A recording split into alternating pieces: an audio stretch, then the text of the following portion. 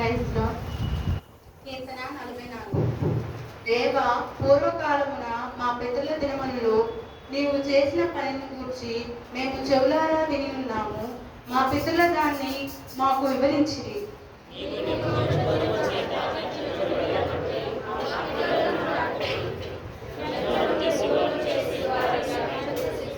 వారు తమ ఖడ్గము చేత దేశమును స్వాధీనపరచుకొనలేదు. వారి బాహువు వారికి జయమివ్వలేదు.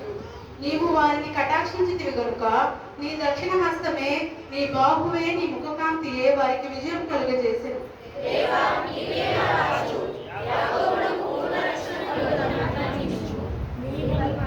నీ వలన మా విరోధులను అణిచివేయదు.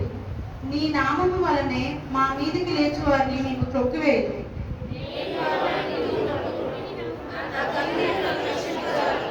మా శత్రువుల చేతిలో నుండి మమ్మల్ని రక్షించువాడవు నీవే. మమ్మల్ని ద్వేషించు వారిని సిగ్గుపరచువాడవు నీవే.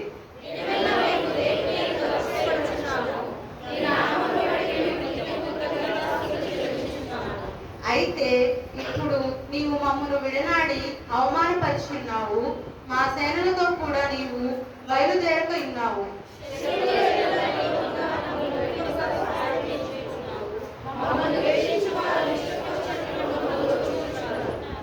భోజన పదార్థముగా ఒకడు గొర్రెలను అప్పగించినట్లు నీవు మమ్మల్ని అప్పగించి ఉన్నావు.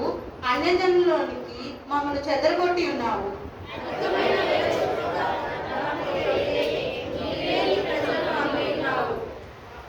మా పొరుగువారి దృష్టికి నీవు మమ్మను నిందాస్పదముగా చేసి ఉన్నావు.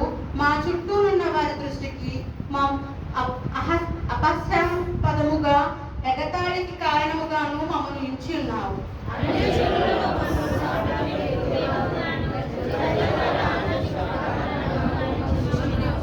నన్ను నిందించి దూషించు వారికి మాటలు వినగా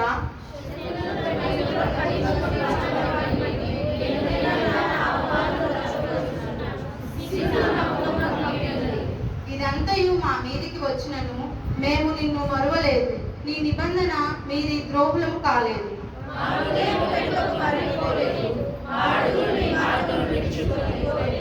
అయితే నక్కలున్న చోట నీవు మమ్మను బహుగా నలిపి ఉన్నావు. గాఢాంధకారము చేత మమ్మను కప్పి ఉన్నావు.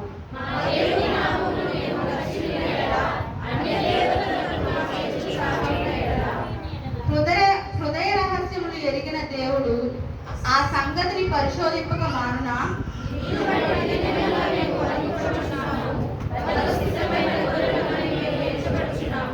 ప్రభువా, మేల్కొనుము, నీవేళ నిద్రించుచున్నావు. లెమ్ము, నిత్యము మమ్మను విడనాడకుము.